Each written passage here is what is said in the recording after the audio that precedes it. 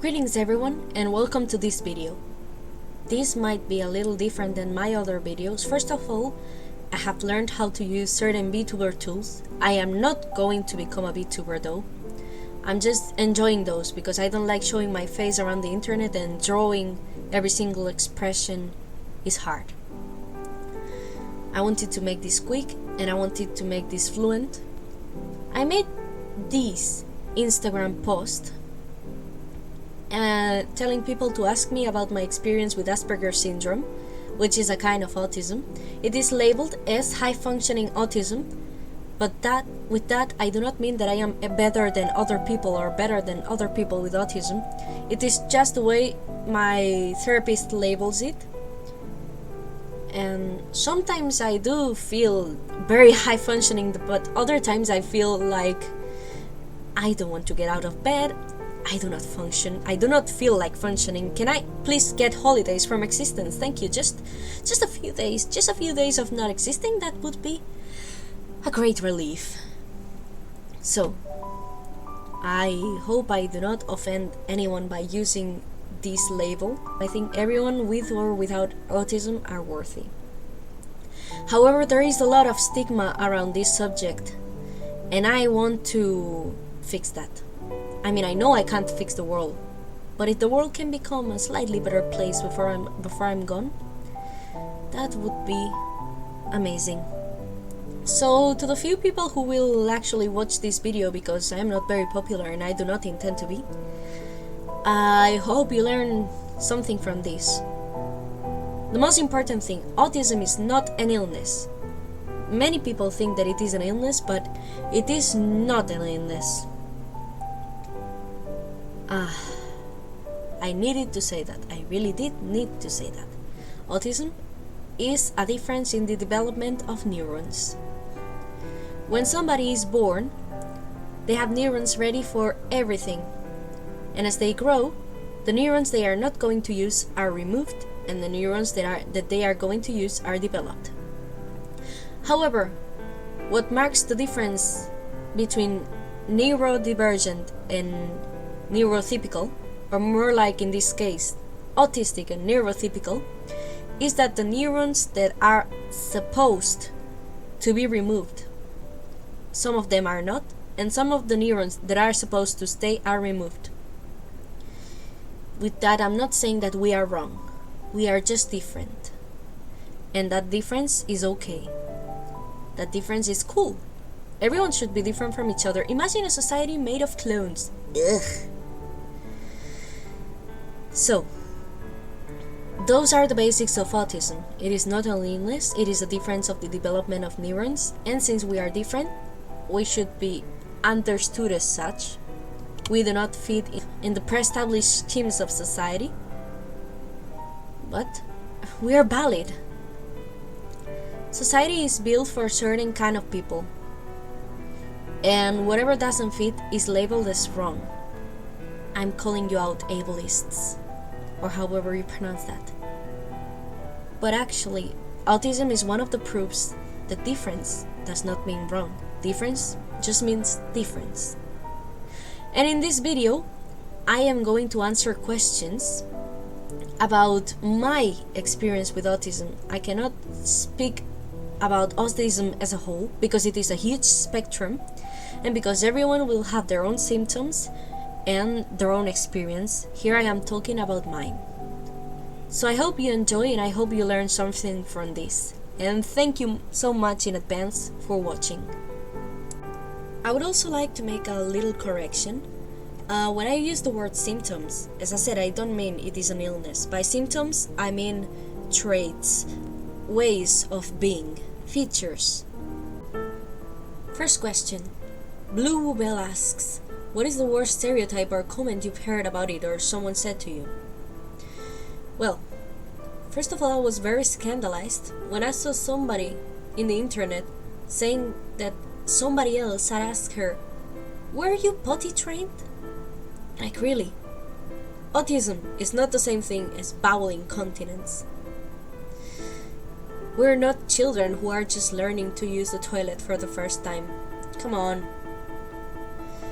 And to me, well, the classical comments of, you do not look autistic. You're acting very naturally. And I'm like, dude, really? Or that one teacher who saw a classmate using the phone in class and said, hey, don't be like one of those autistic motherfuckers. And I raised my hand and said, what about the people who have been born with autism? Like me. And he said, oh, I thought you had Asperger's. And I said, Asperger's is a kind of autism. Second question. Boring Sama asks, how intense are the feelings and sensations? Could you make comparisons? Actually, yes. The feelings and sensations are quite intense. It's like our senses are pretty developed. Like in animals, more or less. I usually compare myself to a cat because personality-wise and sensorily-wise, I relate a lot. Cats, of course, have even more enhanced senses, but I feel my senses are closer to a cat's than to a person's. Again, that's just my experience. My waifu, Sailor Reina, asks, why does the music played in stores bother you so much? The answer is, it overstimulates me. Like, overstimulation is that one's senses are overloaded, and us autistic people are very sensitive to that, are very prone to overstimulation. So music in stores feels like my head is being... like my head has become a drum and it's being played all the time, heat, and it throbs, it starts throbbing. The music comes from either from everywhere or from certain spots. It doesn't matter, it surrounds me, it squishes my head, it's painful actually. To me, buying clothes is some kind of torture, but of course I have to do it. I don't want to walk naked around the street, just no. The Souls United pregunta, ¿cómo sientes las relaciones interpersonales con el resto de gente? ¿Se te hacen muy complicadas? Sí. O sea, para mí es muy difícil socializar, aunque debo reconocer que con el tiempo estoy mejorando. Llevo practicando y esforzándome mucho durante mucho tiempo. Y también depende de mi estado mental y emocional. Hay veces que me cuesta menos socializar y otras que me cuesta más. Pero, no sé, me siento como si hablara con gente de otra especie, de otro planeta. Me cuesta un poco, es como si estuviéramos en unas longitudes de onda diferentes, no sé. Es como si ellos fueran una canción y yo fuera otra canción diferente. Ellos conocen sus notas, saben qué y cuándo tocarlas, y yo sin embargo soy otra canción y tengo mis propias notas, mis propios ritmos, etc. Hay veces que me puedo adaptar un poco más y otras que directamente no puedo. Y hay veces que simplemente no me apetece, no estoy para ello, estoy muy saturada. Pero en general a mí me gusta intentar llevarme bien con la gente. Y me siento afortunada de haber podido hacer los amigos que tengo ahora mismo. Moose Cow asks, is there anything that other people can do when you have a panic attack? Yes. Other people can be very unhelpful or very helpful. Depends. And it also depends on which people I get along with, which people I trust and which people I don't. If people I don't trust or don't like try to approach me, especially in an aggressive way, my panic attack will get even worse. However, if people I trust or I'm okay with try to help and they try it in the right way, like soothing and being patient, that will actually help. Sometimes I will prefer to be alone when I'm overstimulated, but in a panic attack it's better to be with someone who can cheer you up and make sure you don't do anything crazy during that time in which mind doesn't properly work and the brain is clouded and whatever comes to mind might be an intrusive thought or whatever. So in general, people can be very helpful, especially those one trusts. For example, I like to rely on my friends and my parents. Summarizing, people can be very helpful if they approach the right way. If they start saying things like, come on, there's people who have it worse, or there's people with problems worse than yours, it's not that bad, those things are never helpful. those things only make it worse. They make you feel guilty, they make you feel bad about that person, they make you have a more toxic relationship with your own problems. The best thing to do is accept one's problems. People might have it worse or might not. It's not healthy to establish comparisons between who suffers more, who has more problems. The point is doing our best to solve our problems and help those around us. Of course, on the other side, if people throw all your problems on top of you and do nothing to solve them and they just burden you, that is unhealthy too. There is a very thin line between venting and relying on friends and just burdening them. And by burdening, I don't mean venting. By burdening, I mean, as I said, throwing your problems on top of someone else and thinking that they will do everything to solve them and you doing nothing for it. That's toxic. Kill Ghosty asks, does it annoy you when people use, trigger warning, autistic as an insult? Yes, very much so. As I said before to Blue Woobel, when that teacher did it, I was very annoyed. And I get annoyed every time I see that. And I correct it every time I see that. I am not a worse person for having autism. I am not less capable. I am not less worthy. Autistic is not a negative thing, it's not an illness, and it definitely should not be used as an insult. There's nothing wrong about being autistic. We did not choose to be autistic, but it's not bad to be autistic. It's just a quality, like the color of your skin, the color of your eyes, the shape of your nose. People should see it naturally, and to see it naturally, you must not stigmatize it, you must not be afraid of it, and definitely you must not turn it into an insult. Okay, this one is a little low, so I have to move away a little. When did you find out and how did you find out? That is a very interesting question, and I was hoping for somebody to ask it, so thank you, lovely Pios, or however you pronounce that. The first time I heard about Asperger's syndrome, I was 6 years old. And I was watching this cartoon named Arthur, in which there is that aardvark, doesn't look like an aardvark, but oh well, living his life with his friends. It's a slice of life, and there is one chapter dedicated to raising awareness about Asperger's syndrome and how it feels, how it works, etc. So I was 6 years old, I was watching that, and I related so much to the character with Asperger's syndrome and the description. So I said, "Hey Dad, I think I might have Asperger's syndrome, because there is this and that and that." And he said, "Do not label yourself." And he said, "You don't have that." 9 years later, well, the psychologist of the school in which I was going, she began to tell my parents, "Hey, she might have Asperger's, because she acts like this, she behaves like that." My parents disregarded that, but began to consider it.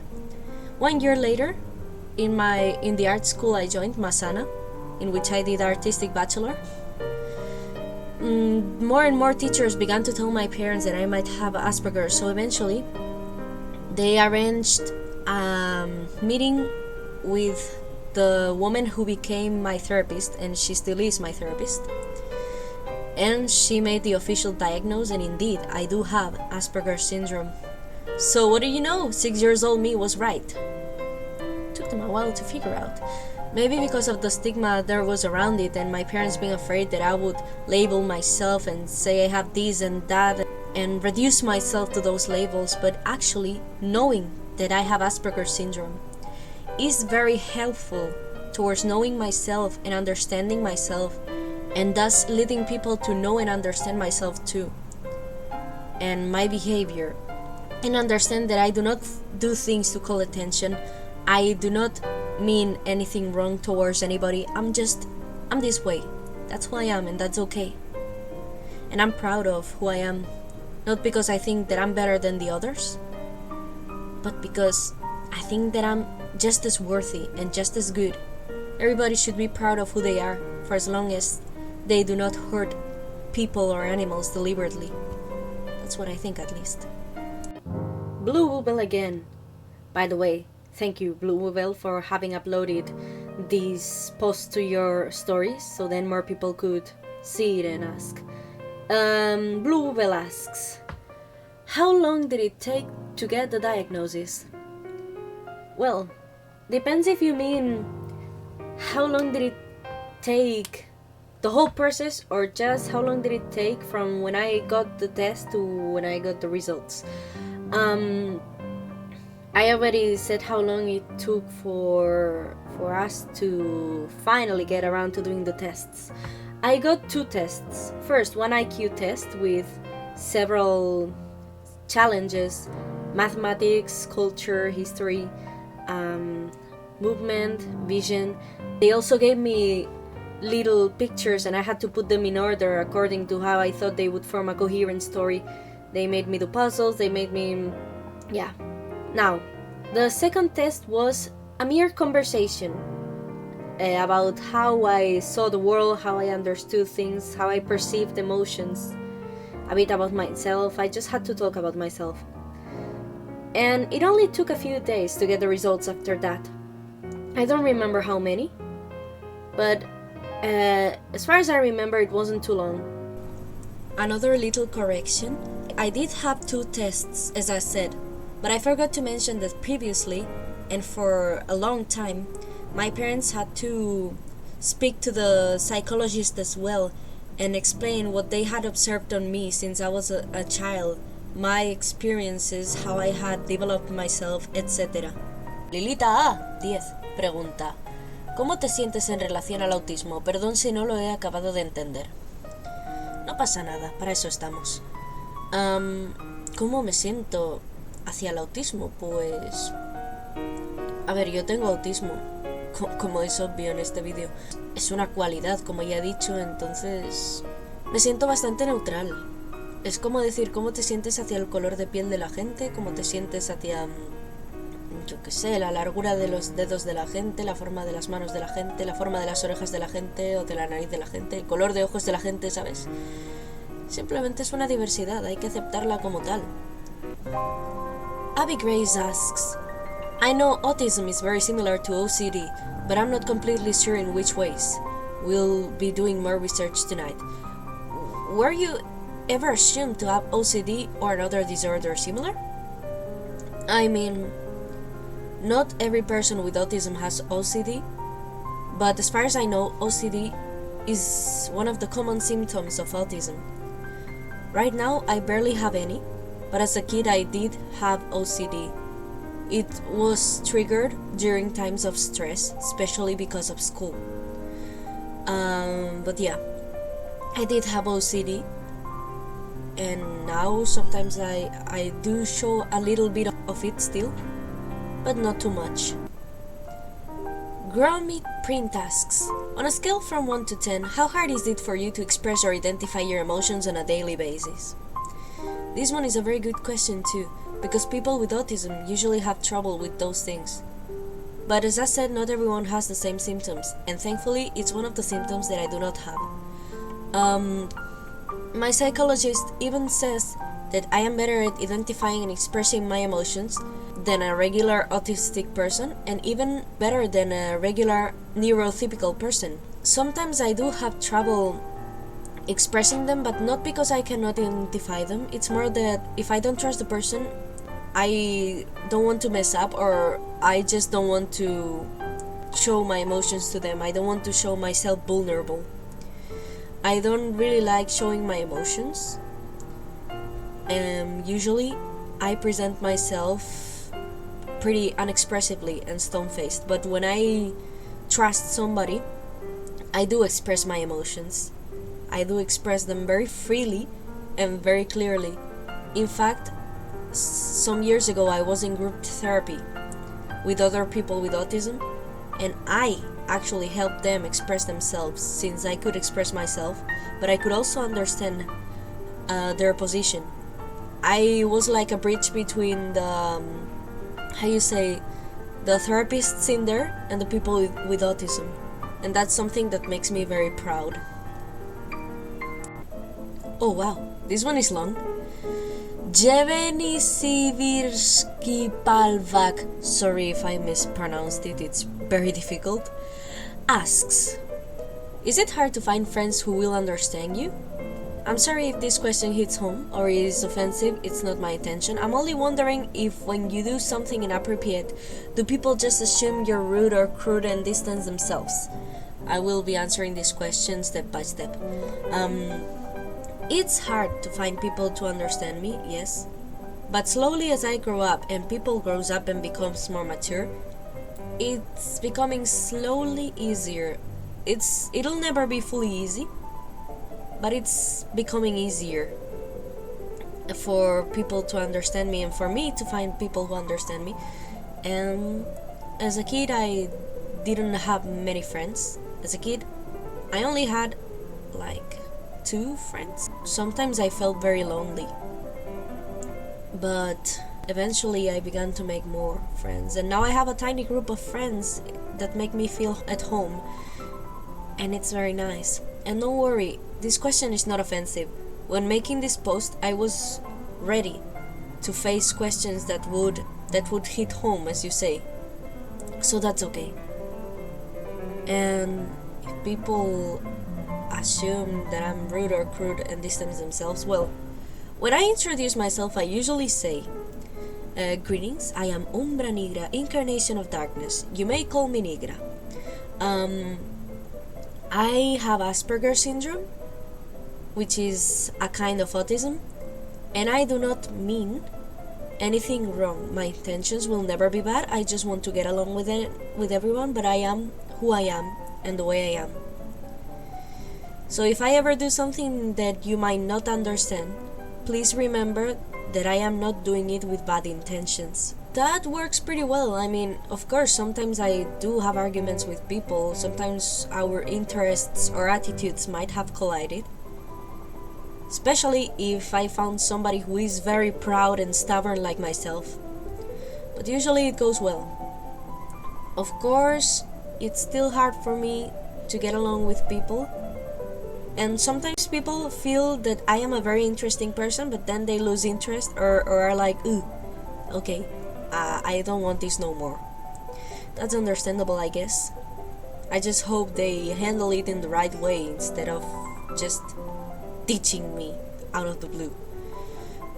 The right way is communicating, which might be hard for people with autism, but communication is the key to every relationship. After all, humanity is distinguished from other animals because they do have a complex vocabulary which might lead to better communication, but some people just don't really use it. Sometimes I do have moments in which I am very, very blunt, unexpectedly blunt, or state things that are so obvious nobody had thought about, and people freeze when I do that. But it's pretty funny, actually. I also label myself as an anesthetic because I always say what I think is the truth. No matter how crude it is, no matter how beautiful or nasty it is, I tend to state the truth. Of course, I have learned to be polite and sometimes say things to myself, but I still have moments. People think it's very funny and very brave. It's just how I am. It's funny because lots of people admire me for that, and lots of people hate me for that. Now, the rest of the question. Do you tell people when you meet them, or do you wait till they ask you or must explain it because of a situation? Yes, well, as I said, I usually introduce myself saying that I have Asperger's syndrome. That makes things easier. I'm not saying that is the right way to approach things, I'm just saying that is how I do it. Other times I wait, but most times I introduce myself like that, especially if I am going to spend lots of time with some people, like if I am in a new school or anything, that's when I do it. If I'm just going to know these people for a few minutes or seconds or hours and then I'm never going to see them again, I don't find it that necessary. I'm learning about Asperger's in class right now, but I think they meant I think it's important to hear from people who actually have Asperger's about what it's like and how we can help make it easier for you. Yes, that is a mistake many people make when they want to help somebody, but they actually don't listen to that, people. Hearing about our experiences is very helpful to understanding us. Even those non-speaking autistic people have something to say. Everybody has something to say, and I am very thankful that you think that. It's a mistake that other people, like for example Sia, have made, not listening to actual autistic voices. I'm studying defectology. Well, when I first read that question, I had to investigate what defectology is. I did not know that existed. But I don't think Asperger's or autism in general is a defect, a flaw. As I said, it's just a characteristic. It's just a diversity, a way of being. Okay, this name is even harder to pronounce. Bubunkusuksh asks, what causes people to stim? Is it just things you like? I'm not sure how to explain this properly, but yeah. Well, I'm not sure I completely understand this question since you're not sure you explained it properly, but I will answer what I understood. Stimming is a self-stimulatory behavior. I don't know if I pronounced that right either. Sorry, English is my third language. People with autism stim a lot. Neurodivergent people stim a lot. Not only people with autism, but even neurotypical people can stim sometimes. It usually happens when we are nervous, when we are excited, when we are overstimulated or overflowed with emotions. Many things can lead to stimming, and stimming can be showed in many ways. Like for example, flapping your hands, moving your leg, or even playing with a pen. There are many ways of stimming. Personally, I do stim in many different ways too. So, it's an interesting question regardless. I'm glad you asked. Thanks a lot to everyone who asked. And also thanks a lot to everyone who's watching this video right now. And thank you in advance if you like the video and or subscribe. It means a lot. Thank you.